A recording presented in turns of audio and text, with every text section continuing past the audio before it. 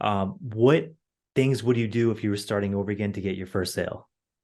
What I would do over again is that in the beginning a little bit, I did kind of hesitate from getting right out there because I felt like I had to know everything. There is a lot of guidelines when it comes to mortgages, and you're dealing with, Fannie Mae, Freddie Mac, and honestly stuff that they don't really teach you too much in the test part of things. They teach you all the laws. I would assume, much like real estate, they teach you what you should and shouldn't do to make sure that you're an ethical and legal person. Hmm. They don't focus too much on structuring and what qualifying, what doesn't, what type of how much income or all the little nuances of the guidelines, because they're always changing as well too. So at first, I felt like I needed to know everything, and it was like I can't take an application or talk to someone until I know exactly what I'm talking about. And it kind of held me back a little bit when I then realized that I needed to get the experience of getting an application, working through it, learning it. And as I do it, it sticks a lot better. And I became with every transaction, no two transactions are alike ever. You learn as you go through them. If you're focused on wanting to know everything right away and not do any transactions, you're not getting the experience you need to kind of like actually dive in and digest it and work through it. Okay.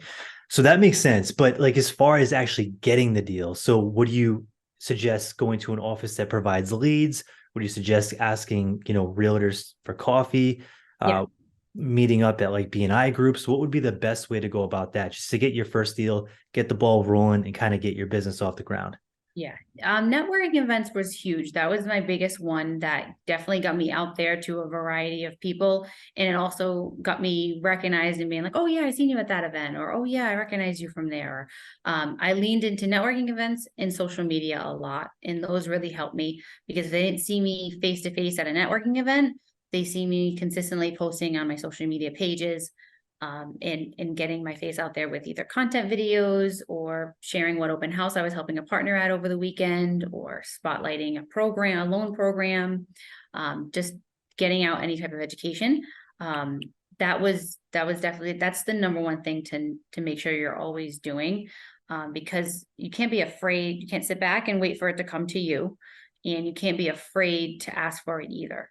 Um, we're all here to help people, and unless you ask, people, like, ask for either the referral or for how you can help, you're not going to be able to make the connection if you're waiting for people to kind of reach out to you.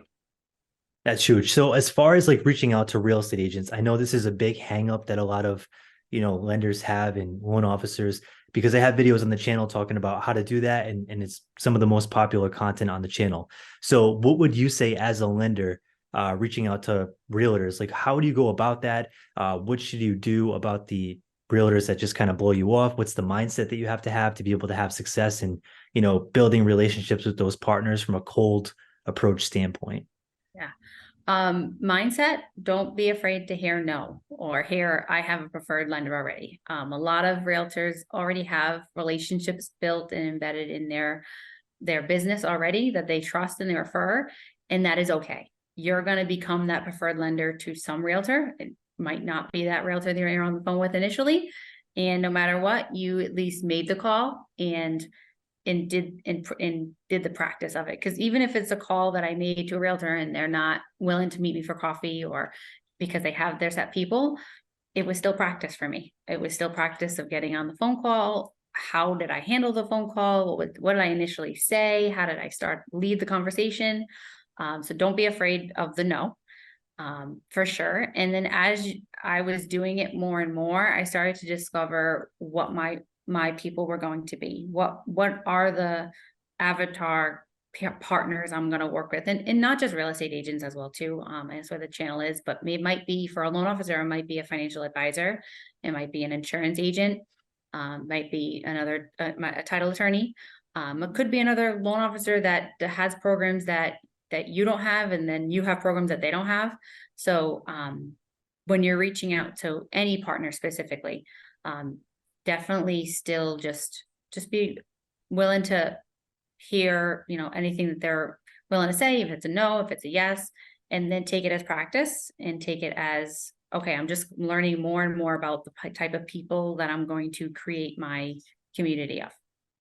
That makes sense. Now, when you're doing this, do you have a CRM that you use to manage the relationships and just keep track of what stage you're at with each individual, vendor, or are you kind of just keeping a Google sheet and just keeping track of how many times you met with the person? When's the last time you followed up? Is there any system that you follow to be able to stay on top of things? Yeah. I started very basic in the beginning with Google Sheets. I had a whole list of all realtors to call, and as I called them, I kind of actually highlighted them as if the call with red if the call went absolutely like awkward and bad and it was a no. If it was something that was a nurture and I felt like I had a good conversation and maybe I'll keep staying on top of them, that was like a yellow one, and that was just my color code because I saw like a yellow light that not ready full throttle yet, but eventually I'll nurture the relationship. Maybe they were yellow and then at some point I nurtured it and maintained the relationship enough that they actually sent me a referral. I would change it to green. And my goal was visually get as many green lines as I possibly could and get as many partners that sent me referrals. And then also I continued the relationship from there. So I started really basic that way. And then I moved to a CRM where I stay top of mind because, as I was making those reach outs, I didn't want to forget about the ones I did say like 2 weeks prior to that. So I wanted to send them weekly updates on education or the programs that my company offers. So keeping a CRM like that is important to do.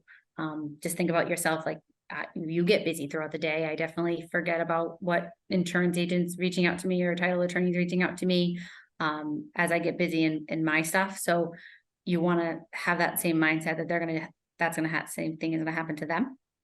And you want to just have some type of automated system that stays top of mind to them. That's great.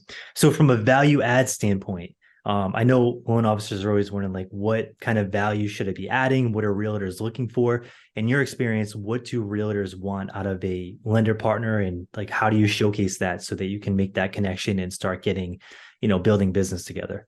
Yeah. There's a couple of different ways. I think that you gotta think about where the realtor's at as well too, because I've met a bunch of different realtors that are either in the very beginning stages of their careers or they're established and they have a clientele, and those two different types of realtors are going to have two different needs. So first assess where they are and where they need the support. If they're a new starting agent that just got going, maybe they need marketing help and Mhm. they're trying to build their own content and they want a lender partner to speak on that. So that might be doing co-branding of flyers if they're comfortable on video, doing some videos together on Q&A questions. It might be doing some co-branded mailers to a specific area that they're trying to farm. Maybe that's more of a in the middle, not completely new, but working up to being a stronger agent that is trying to get maybe more listings and farm a specific area. That might be something co-branding to help them farm and get some listings, because as a loan officer, listings, that's the sale for the realtor. Doesn't necessarily mean that that's no good for you because you would think like no one's buying, but if you're selling, you're most likely buying the next purchase. So it can still help them. So you can still bring value to them to help them get a listing, but it doesn't mean that you're cut out of the picture because it's not a buyer per se. So that might be another value add co-marketing. It might just be more of a seasoned agent that their value add is they want to stay top of mind to the different programs as the market's changing. So education, support, or sometimes it's just as simple as communication is like the number one thing that they're most passionate about. Hi, my name is Chris with the Empire of Real Estate YouTube channel. On this channel, we talk about real estate entrepreneurship and how to build your real estate empire. If you like this kind of content, smash the like button and subscribe. If you want to check out the full video in which this clip came from, check it out here.